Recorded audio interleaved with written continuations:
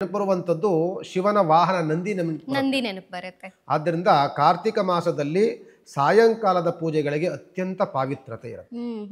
ಇದು ಕಾರ್ತಿಕ ಮಾಸ ಆಗಿರೋದ್ರಿಂದ ದೀಪವನ್ನು ಬೆಳಗುವಂತಹ ಸಂಪ್ರದಾಯಗಳು ನಮಗಿರೋದ್ರಿಂದ ಪ್ರಾತಃ ಕಾಲದ ಔಪಾಸನೆಗಿಂತಲೂ ಸಹ ಸಾಯಂಕಾಲದ ಆರಾಧನೆ ಅತ್ಯಂತ ಪಾವಿತ್ರ.